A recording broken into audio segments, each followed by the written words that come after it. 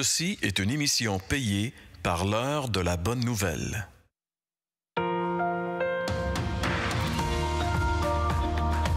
Suivant ce que nous ont transmis ceux qui ont été des témoins oculaires dès le commencement et sont devenus des ministres de la parole, il m'a aussi semblé bon de te les exposer d'une manière suivie, excellent Théophile, afin que tu reconnaisses la certitude des enseignements que tu as reçus. Bonjour et bienvenue à l'heure de la bonne nouvelle. Aujourd'hui, on poursuit notre aventure dans l'Évangile selon Luc et on va découvrir encore aujourd'hui un nouveau personnage qui va prendre de plus en plus d'importance autour de Jésus. C'est celui qu'on appelle l'apôtre Pierre. Et pour le découvrir, j'ai avec moi, bien sûr, mes compagnons de toujours, François et Jeff. Messieurs, bonjour. J'allais vous dire bonsoir. Mais c'est mieux que bonne nuit, hein, François? Oui, alors on va regarder ce passage qui est très important, très intéressant, et duquel je pense qu'on peut tirer pas mal d'informations pour chacun d'entre nous pour savoir ce que Jésus peut attendre de nous jusqu'à un certain point. Et pour ce faire, je pense, François, que toi, tu es allé voir les gens pour leur poser une question, mais à propos de quoi?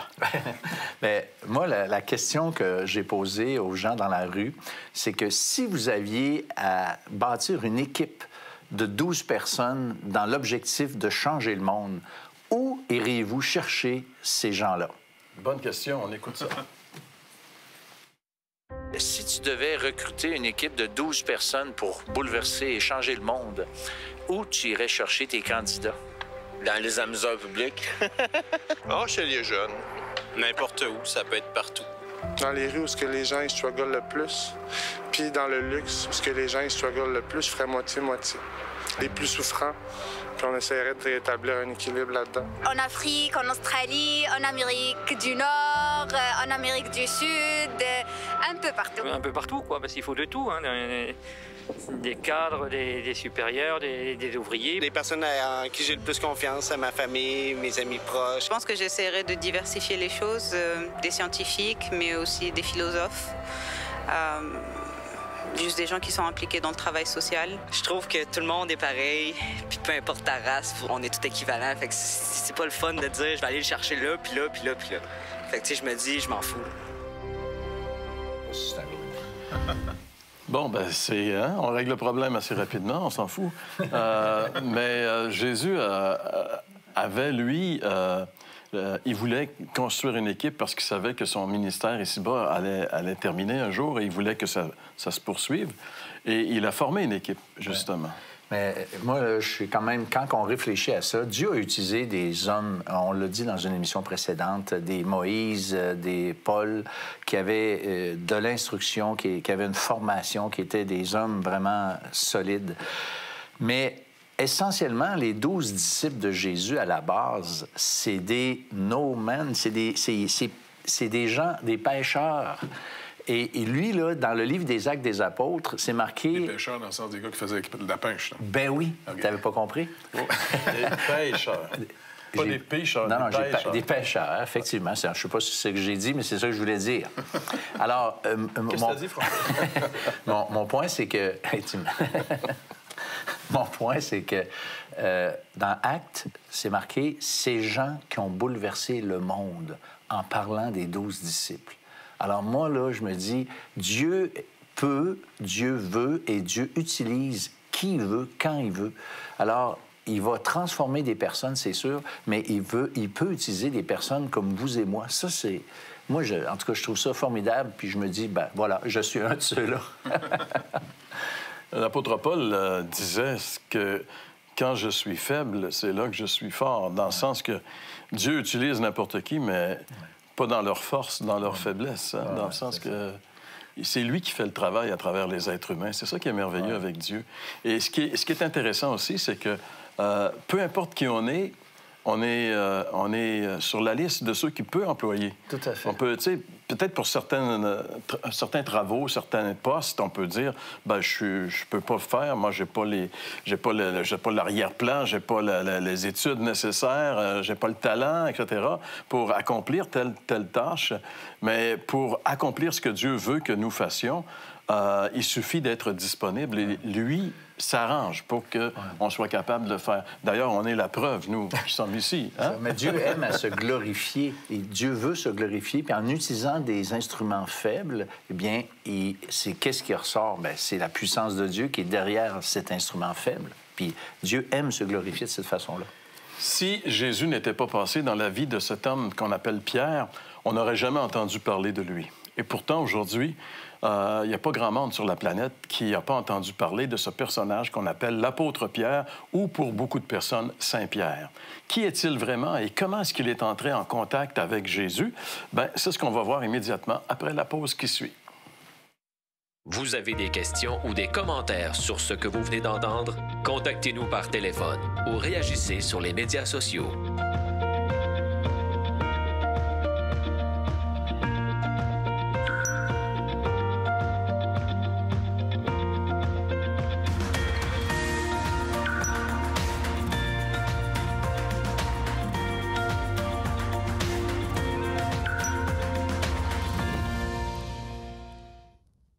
L'heure de la bonne nouvelle, en collaboration avec le Messager chrétien, vous offre gratuitement le recueil de méditation quotidienne La Bonne Semence. Pour en recevoir un exemplaire, écrivez-nous à l'heure de la bonne nouvelle, casier postal 25015, Trois-Rivières, Québec, G8Y0B5. Vous pouvez également nous joindre à info@hbn.ca ou par téléphone 1-866-509-1319. Alors, on est dans l'Évangile selon Luc et on va lire aujourd'hui chapitre 5, les versets 1 à 11, où ce chapitre nous parle de cette rencontre que l'apôtre Pierre, qui était un pécheur qui s'appelait Simon, a fait avec Jésus et qui a complètement changé sa vie. Alors, on lit Luc 5 à partir du verset 1er. « Comme Jésus se trouvait auprès du lac de Génézareth, et que la foule se pressait autour de lui pour entendre la parole de Dieu, il vit au bord du lac 2 barques, d'où les pêcheurs étaient descendus pour laver leurs filets.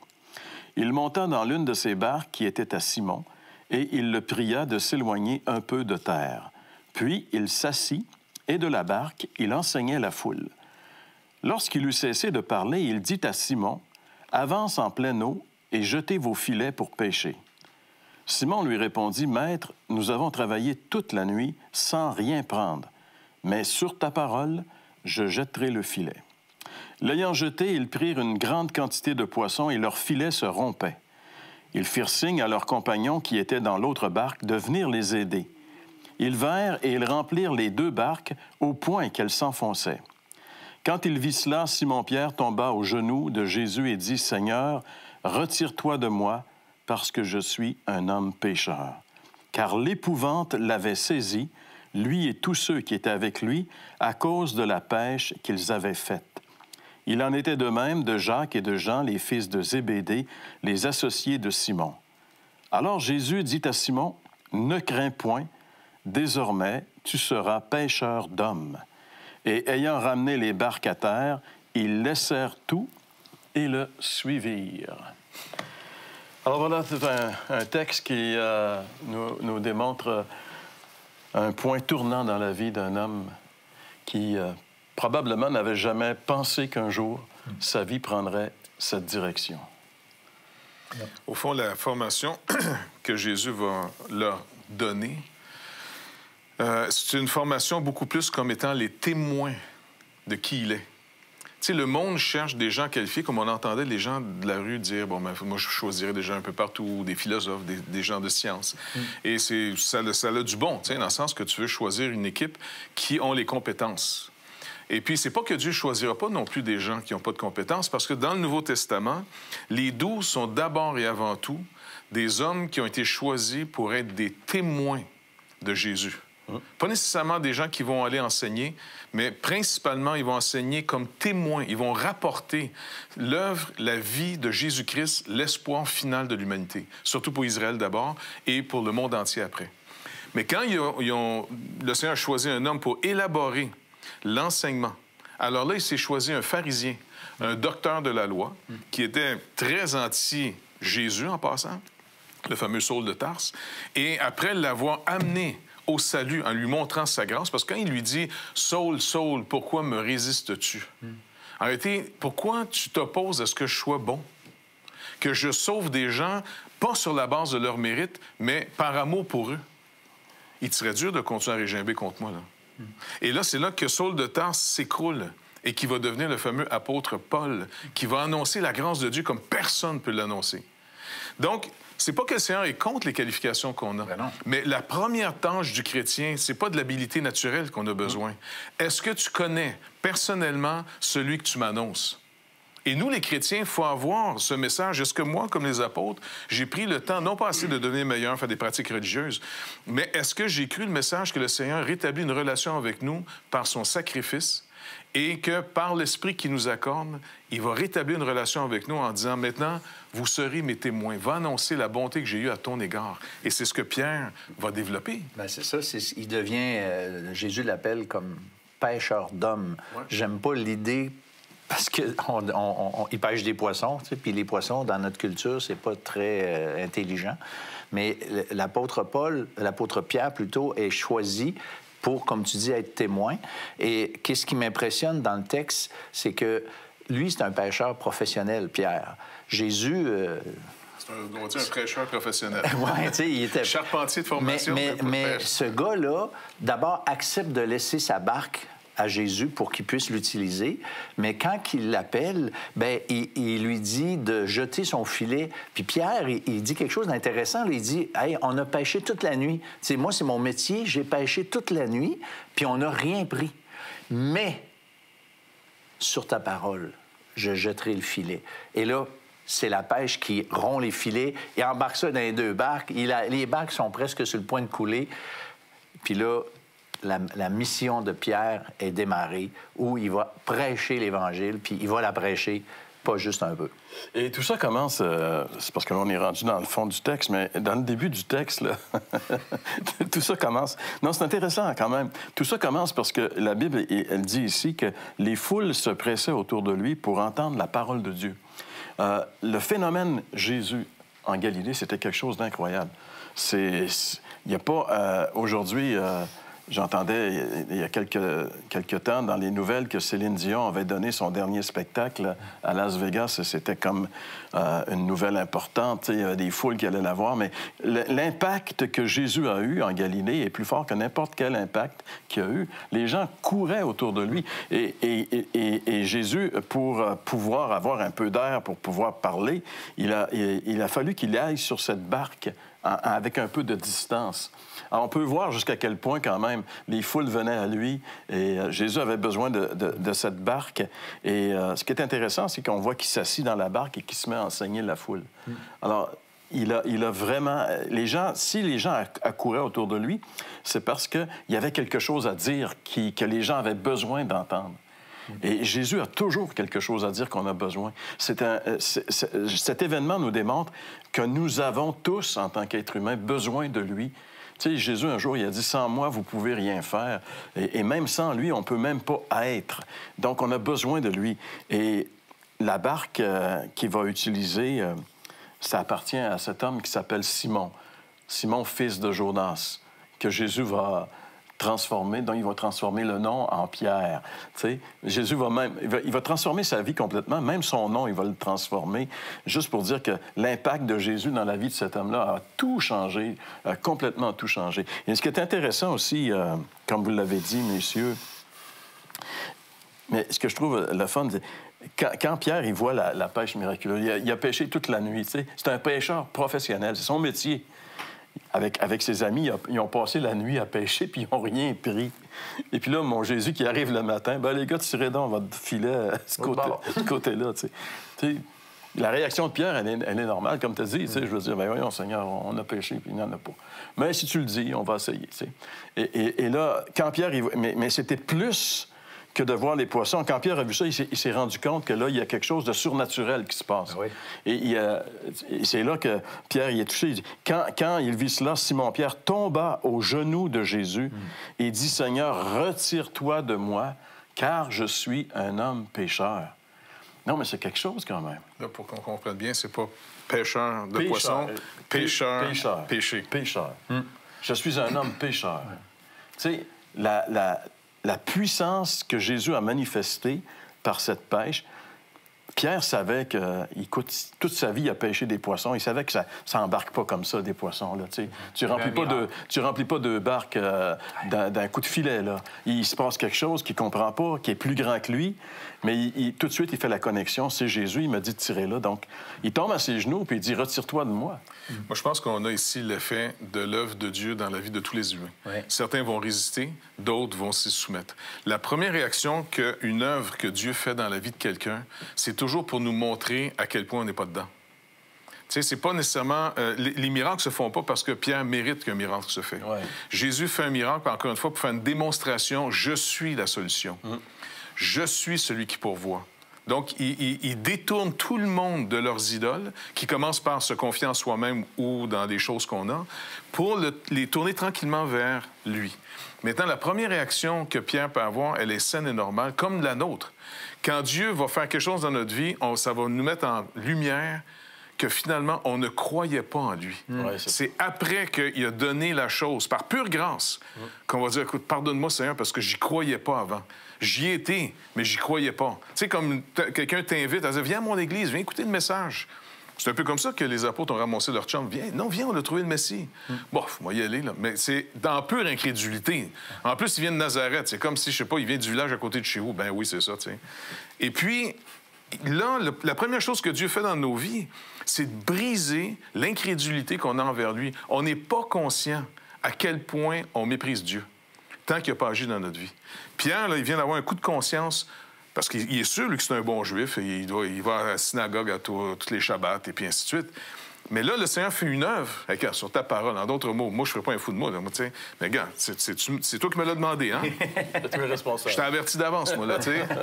Ça marche pas, c'est pas donc, ça montre le contraste que quand il a dit sur ta parole, c'est pas un grand acte de foi qu'il fait là.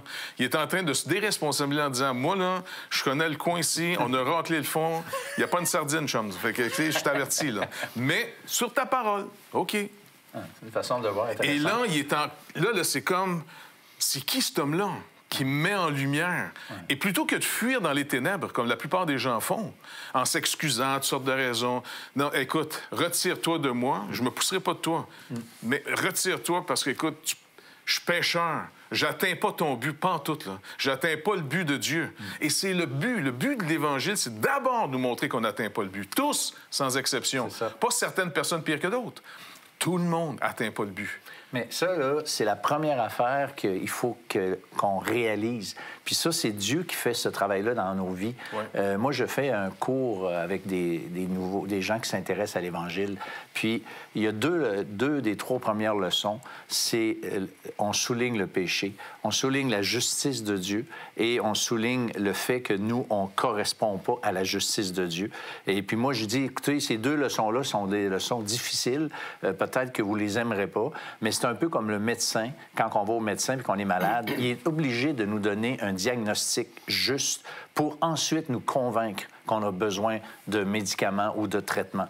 Alors, Dieu, dans sa grâce, il doit nous amener personnellement, chacun d'entre nous, à faire comme Pierre, à dire « je suis pécheur, je suis pécheur ». C'est la révélation de ce qu'il est qui a amené Pierre à réaliser qui lui était. Tout à fait. C'est pour ça que c'est bien de lire la parole et de connaître ce Christ, lire à propos de lui, ce qu'il est, ce qu'il a dit, ce qu'il a fait, au point d'en arriver à un moment donné aussi que moi, je ne fais pas le poids, là, je ne suis pas là du tout, du tout.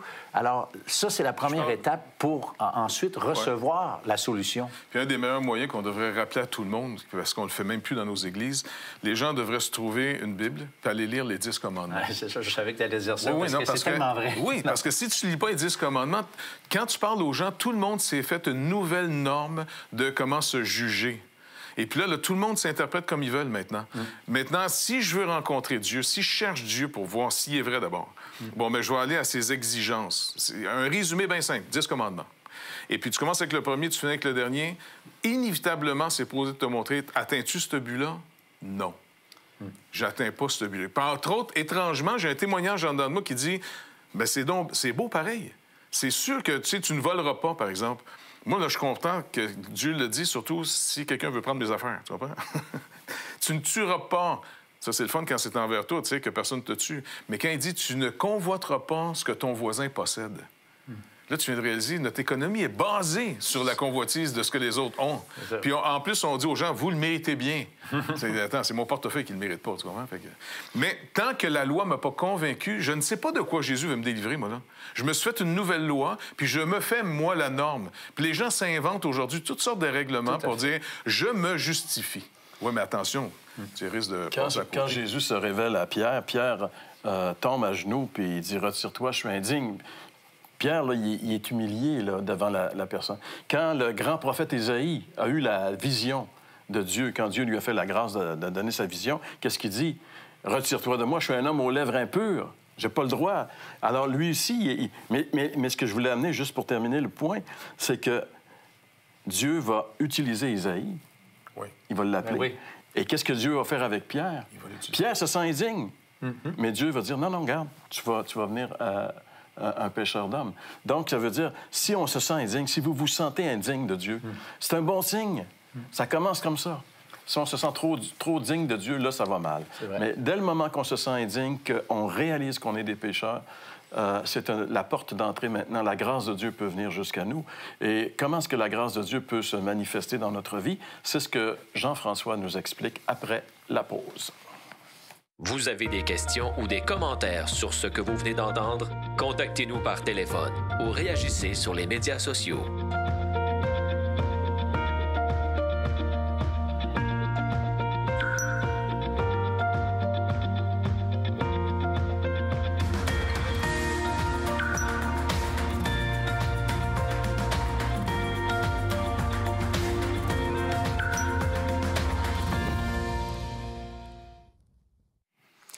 J'aime penser à cette histoire-là de cette manière-là. Ce matin-là, en fait, cette nuit-là, Pierre puis ses amis sont allés, comme d'habitude, faire ce qu'ils faisaient tout le temps. Ils s'en vont à la pêche. C'est des pêcheurs. C'est ça leur job. C'est comme si moi, par exemple, ou vous, on se lève à 3 heures du matin pour aller faire notre travail. Mais vous savez, des fois, on ne sait pas ce qui va arriver dans cette journée-là. Est-ce que la journée va bien tourner? Est-ce qu'il va y avoir un accident pendant la journée? Est-ce que ça va être une journée extraordinaire? Vous allez gagner... l'automax, par exemple, ou quelque chose comme ça.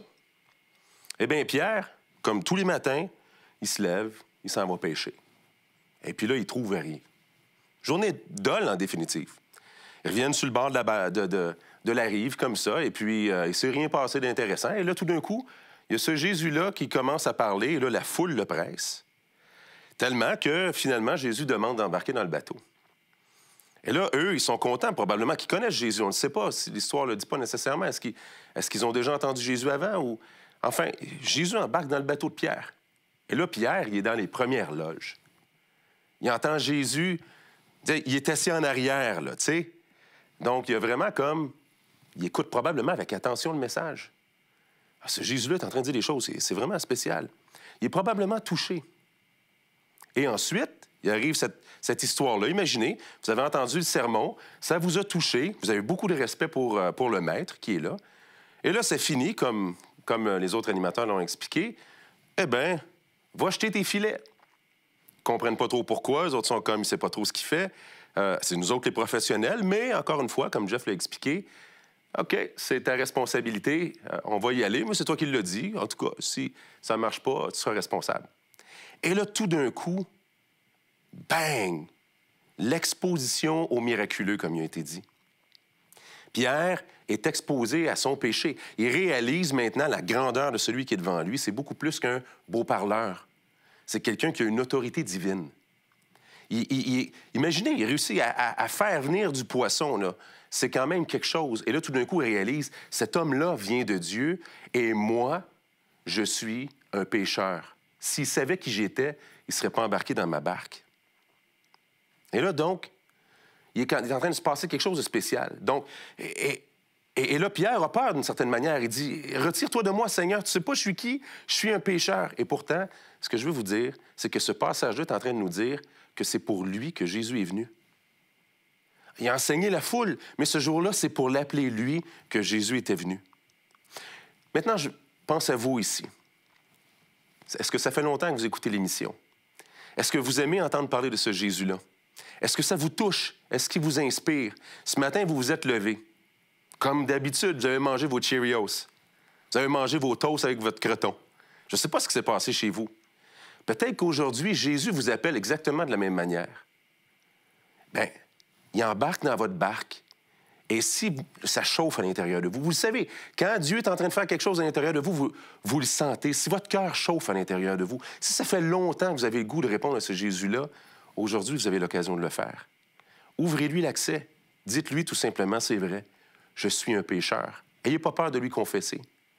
Parce que celui qui est devant vous est le Sauveur, celui qui est venu pour pardonner vos péchés. Je vous encourage aussi à faire cette démarche-là avec d'autres gens. C'est facile, des fois, quand on écoute une émission à la télé, de ne pas avoir de rapport avec d'autres personnes. Mais pour grandir spirituellement, on a besoin d'être connecté avec d'autres personnes qui partagent la foi comme nous. Donc, je vous encourage à nous contacter pour joindre un groupe de discussion ou à aller sur le site jesuisdeuxième.com pour voir le groupe de discussion le plus près de chez vous. Mais aujourd'hui, ouvrez votre cœur à Jésus. Le Jésus qui a appelé Pierre vous appelle aussi. Vous avez des questions ou des commentaires sur ce que vous venez d'entendre? Contactez-nous par téléphone ou réagissez sur les médias sociaux.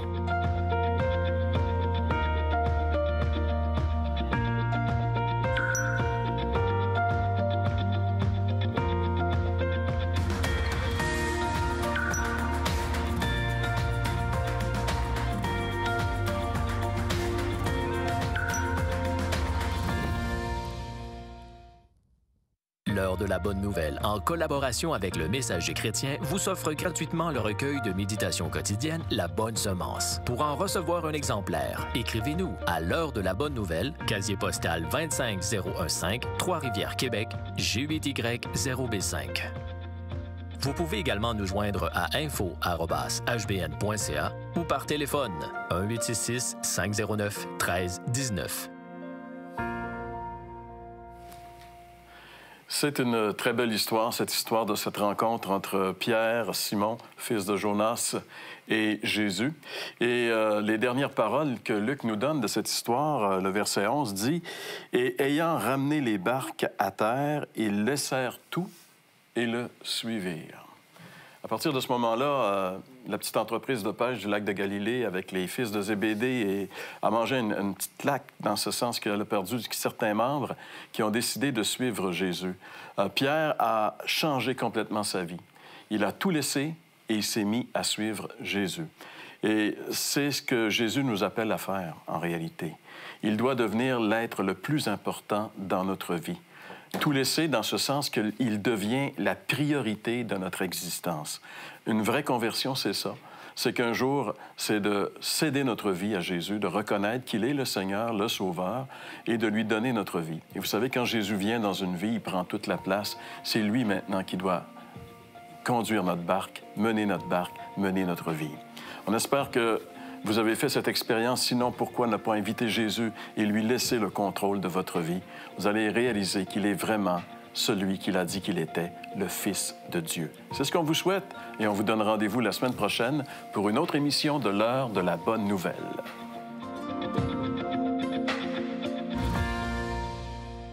Ceci était une émission payée par l'heure de la bonne nouvelle.